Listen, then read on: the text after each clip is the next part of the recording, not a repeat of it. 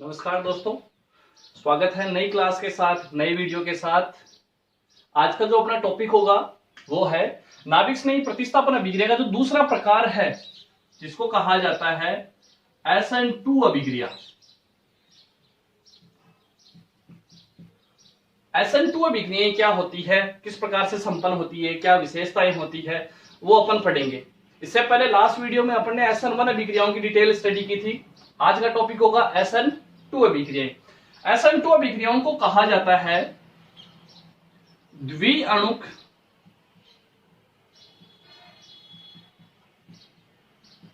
नाभिक स्नेही प्रतिस्थापन अभिक्रिया। द्विअणुक नाभिक स्नेही प्रतिस्थापन अभिक्रिया। अब देखो, ये द्विअणुक नाभिक स्नेही प्रतिस्थापन क्या होती है? द्विअणुक, इसका मतलब ये जो अभिक्रियाएं होती है SN2 अभिक्रियाएं, इनमें अभिक्रिया का वेग है वो दो क्रिया कारकों की सांद्रता पर डिपेंड करता है, जिसकी वजह से अभिक्रिया की कोटि होती है दो। तो ये जो टू वर्ड है अभिक्रिया की कोटि को दर्शा रहा है कि मंद पद में कितने क्रिया कारक मॉलिक्यूल भाग ले रहे हैं। अब देखो इसकी क्या विशेषताएं होती है, विशेषताओं का अध्ययन करते हैं। बीच में चर्चा करते रहेंगे, इसकी तुलना करते रहेंगे SN1 अभिक्रियाओं से। तो पहली जो विशेषता है कि जो SN2 अभिक्रियाएं हैं वो केवल और केवल एक चरण में ही संपन्न होती है, एक ही चरण में। जबकि SN1 थी टू स्टेप, ये होती है ओनली वन स्टेप रिएक्शन। दूसरी विशेषता, इन अभिक्रियाओं के दौरान, SN2 अभिक्रियाओं के दौरान कोई मध्यवर्ती का निर्माण नहीं होता है। जबकि SN1 में कार्बोकेटाइन बन रहा था, यहां किसी प्रकार का कोई मध्यवर्ती नहीं बनता है। यहां अभिक्रिया के दौरान संक्रमण अवस्था का निर्माण होता है, अर्थात SN2 अभिक्रियाओं के दौरान फॉर्मेशन ऑफ ट्रांजिशन स्टेट,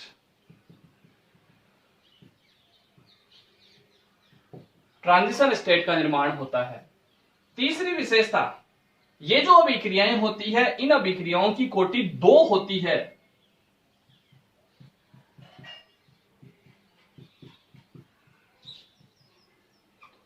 अभिक्रिया की कोटि दो होने का मतलब क्या हुआ कि SN2 अभिक्रियाओं का जो वेग होगा वो दो क्रियाकारक अणुओं की सांद्रता पर डिपेंड करेगा, निर्भर करेगा। किस कौन कौन से दो फैक्टर है? अभिक्रिया का वेग समानुपाती, ध्यान देना, एक तो एल्किल हैलाइड की सांद्रता पर और साथ में नाभिक स्नेही अभिकर्मक की सांद्रता पर भी निर्भर करता है। इसकी वजह से अभिक्रिया की कोटि मानी जाती है दो। फिर तीसरी विशेषता ध्यान देना, जो नेक्स्ट विशेषता है चौथी, SN2 अभिक्रियाओं के दौरान जो उत्पाद बनता है, यहां ध्यान देना, SN1 अभिक्रिया से अलग उत्पाद बनता है। SN2 अभिक्रियाओं के दौरान जो उत्पाद बनता है उसको कहा जाता है प्रतिलोमित उत्पाद, या दूसरा नाम है विन्यास का प्रतिपन। विन्यास का प्रतिपन, इन्वर्जन ऑफ कॉन्फ़िगरेशन बोला जाता है इसे।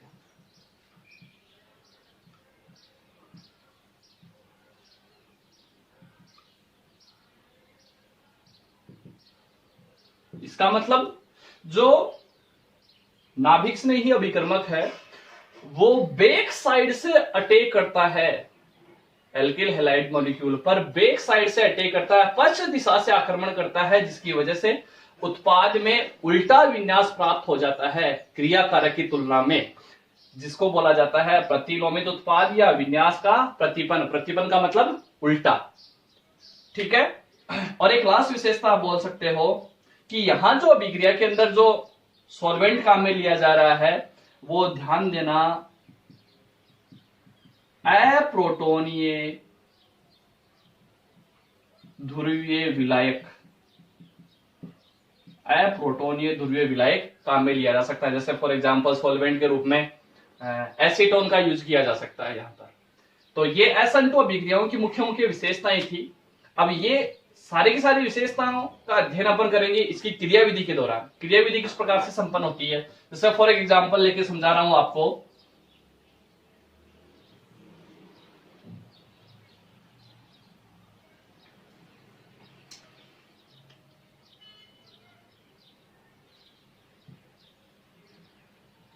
पहली बात, ये अभिक्रियाएं ओनली एक ही स्टेप में संपन्न होगी। वहीं पर धीमापद होगा, वहीं पर तीव्र पद होगा।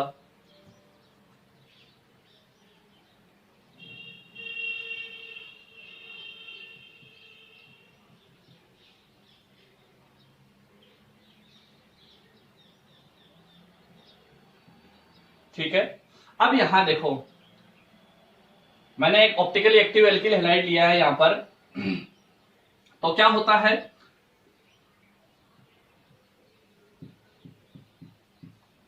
धीमे पद के दौरान होगा क्या, यहां पर जो OH माइनस नाभिक स्नेही अभिकर्मक है,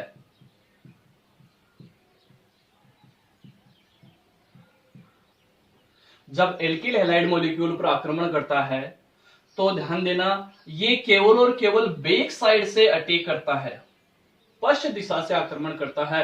अगर दिशा से आक्रमण नहीं करता, क्यों नहीं करता, क्योंकि ये भी ऋणावेशित है और निकलने वाला हैलोजन मॉलिक्यूल वो भी ऋणावेशित प्रकृति का होता है, जिसकी वजह से दोनों के बीच प्रतिकर्षण हो जाता है। तो ये फ्रंट साइड की तुलना में बैक साइड से अटैक है वो ज्यादा उपयुक्त रहता है। तो होगा क्या, जैसे ही नाभिक स्नेही अभिकर्मक इस पर आक्रमण करेगा तो एक 5 कार्बन की अस्थायी अवस्था का निर्माण होगा। 5 कार्बन की अस्थायी अवस्था का निर्माण होगा। किस प्रकार से, ध्यान देना, ये 4 बॉन्ड के बजाय जब हेलोजन, जब नाभिक स्नेही अभिकर्मक जुड़ जाएगा तो ये 5 बंध युक्त संरचना बनेगी।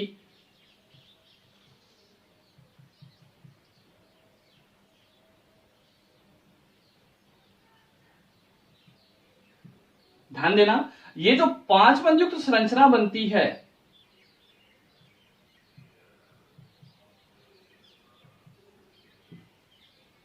ये जो एक प्रकार की पंच संयोजी उच्च ऊर्जा युक्त अवस्था बनती है, इस अवस्था को कहा जाता है संक्रमण अवस्था। संक्रमण अवस्था कहा जाता है। इस संक्रमण अवस्था के अंदर क्या होता है कि कार्बन और हेलोजन के बीच का बंध है वो टूटता है। तो ये बॉन्ड तो होगा ब्रेक, टूटेगा, और कार्बन और नाभिक स्नेही के बीच बंध है वो धीरे धीरे बनता है। यहां बॉन्ड का फॉर्मेशन होगा और यहां बॉन्ड ब्रेक होगा। तो ध्यान देना, ये पंच संयोजी उच्च ऊर्जा युक्त संक्रमण अवस्था बनती है, वो कैसी होती है, अस्थायी। तो तुरंत क्या होगा, तीव्र पद द्वारा यहां से हेलोजन समूह का निष्कासन हो जाएगा। अब जिसकी वजह से तो उत्पाद बन रहा है वो देखो किस प्रकार से बनेगा, जिसमें नाभिक स्नेही अभिकर्मक है वो पश्चिम दिशा में आके जुड़ेगा।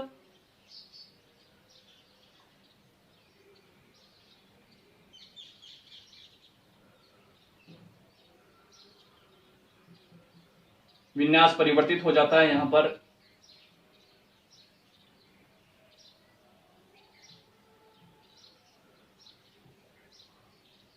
ये देखो, अब देखो यहां पर क्रियाकारक का विन्यास और उत्पाद का विन्यास दोनों एक दूसरे के विपरीत आ रहा है। निकलने वाला समूह सामने से था और जुड़ने वाला समूह पीछे आके जुड़ा है। तो यहां क्रियाकारक की तुलना में जो उत्पाद है उसमें विन्यास का प्रतिपन्न हो गया, विपरीत विन्यास, उल्टा विन्यास प्राप्त हो गया। इसी घटना को बोलते हैं विन्यास का प्रतिपन्न। विन्यास का प्रतिपन्न या इन्वर्जन ऑफ कॉन्फ़िगरेशन कहा जाता है। तो इस प्रकार से SN1 जो SN2 अभिक्रिया है वो संपन्न होती है। अब यहां पर एक बात और ध्यान दे लो थोड़ा सा कि SN2 अभिक्रिया के अंदर धीमे पद में नाभिक स्नेही और एल्किल हैलाइड दोनों मॉलिक्यूल की सांद्रता परिवर्तित हो रही है, दोनों मॉलिक्यूल आपस में रिएक्शन कर रहे हैं, तो अभिक्रिया का जो वेग होगा वो नाभिक स्नेही अभिक्रमक और एल्किल हैलाइड दोनों की सांद्रता पर निर्भर करेगा, इसलिए अभिक्रिया की कोटि होती है 2। दूसरी, अभिक्रिया के दौरान पंच संयोजी उच्च ऊर्जा युक्त संक्रमण अवस्था का निर्माण होता है। तीसरी बात, SN2 अभिक्रियाओं में उत्पाद का विन्यास और क्रियाकारक की तुलना में विपरीत प्राप्त होता है, उल्टा विन्यास प्राप्त होता है, जिसको बोलते हैं विन्यास का प्रतिपन्न। अब देखो यहां पर भी अपन देखते हैं कि एल्किल हैलाइड की क्रियाशीलता का क्या क्रम होगा SN2 अभिक्रियाओं में भी।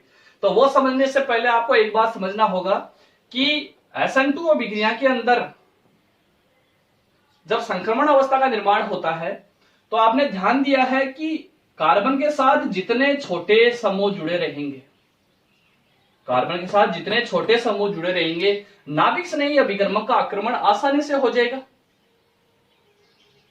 आसानी से नाभिक स्नेही अभिक्रमक है वो इसके साथ जुड़ सकता है, जिसकी वजह से अभिक्रिया का वेग क्या हो जाएगा, बढ़ जाएगा।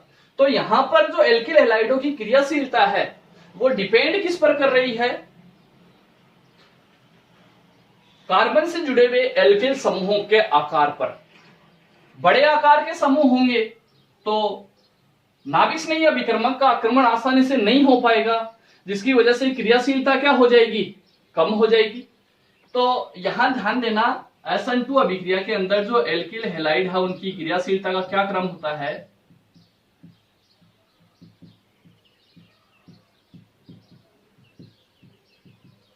तो ध्यान देना, SN2 अभिक्रिया में एल्किल हैलाइडों की क्रियाशीलता 2 फैक्टर पे डिपेंड कर रही है। पहला, लिविंग ग्रुप पर, जितना बेटर लिविंग ग्रुप होगा उतनी आसानी से कार्बन हेलोजन बंध टूट जाएगा और अभिक्रिया संपन्न हो जाएगी। दूसरी डिपेंड कर रही है एल्किल समूहों के आकार पर, जिससे क्या उत्पन्न हो जाती है, त्रिविम बाधा। तो यहां ध्यान दे लो, एक तो 3 डिग्री एल्किल हैलाइड है, 2 degree alkyl halide, 1 degree alkyl halide और एक दिया हुआ अपने पास मेथिल हैलाइड। ठीक है, अब यहां आपने ध्यान दिया है कि 3 डिग्री एल्किल हैलाइड के अंदर 3 बड़े एल्किल समूह जुड़े रहते हैं।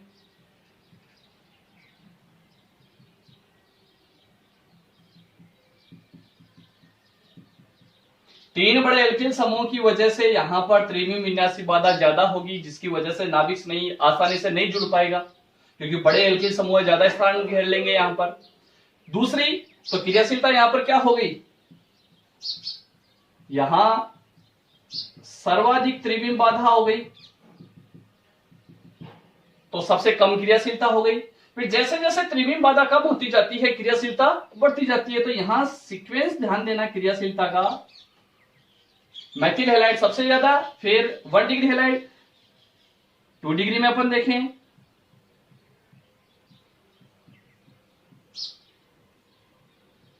दो बड़े एल्किल समूह है, तो 3 की अपेक्षा है वो थोड़ा ज्यादा क्रियाशील होगा।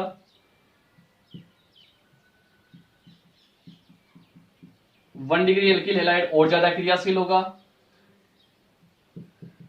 और सबसे ज्यादा होगा फिर मेथिल हैलाइड। तो यहां क्रियाशीलता का जो क्रम है उसका एक सूत्र है, ध्यान रखना, फॉर्मूला होता है 1 2 3। ये तो हो गया SN2 में 1 2 3। दूसरा, जब SN1 की बात करें तो उल्टा हो जाता है 3 2 1। ये सूत्र ध्यान देना आप। तो ये SN2 अभिक्रिया है। दूसरी बात अपन बता रहे हैं कि SN2 अभिक्रिया के अंदर क्रियाशीलता डिपेंड कर रही है लिविंग ग्रुप पर। लिविंग ग्रुप पर डिपेंड किस प्रकार से करती है, ध्यान देना थोड़ा सा, कि जो बेटर लिविंग ग्रुप होगा, जो जितना बंध दुर्बल होगा, जितनी आसानी से हेलोजन बंध के इलेक्ट्रॉन लेके चला जाएगा, उतनी आसानी से अभिक्रिया संपन्न हो जाएगी, नाभिक स्नेही आक्रमण कर लेगा। तो ध्यान दो, आपके पास हेलोजन समूह आयोडीन, ब्रोमीन, क्लोरीन और फ्लोरीन। तो आपने ध्यान दिया है कि कार्बन और आयोडीन के बीच विद्युत ऋणात्मकता अंतर बहुत ज्यादा नहीं होता है, तो ये बंध है वो सबसे दुर्बल बंध बनता है। दुर्बल बंध बनेगा तो आसानी से बॉन्ड टूट जाएगा, बंध टूट जाएगा, जिसकी वजह से क्रियाशीलता बढ़ जाएगी। तो यहां पर सर्वाधिक क्रियाशील। फिर जैसे जैसे बंध प्रबल होता जाएगा क्रियाशीलता उतनी ही कम होती जाएगी। तो सबसे कम क्रियाशील होता है, क्योंकि यहां सबसे प्रबल बंध का निर्माण होता है। तो इस प्रकार से SN2 अभिक्रियाओं में एल्किल हैलाइडों की क्रियाशीलता का क्रम दिया जाता है, एक लीविंग ग्रुप के आधार पर और दूसरा त्रिविमीय विन्यासी बाधा के आधार पर।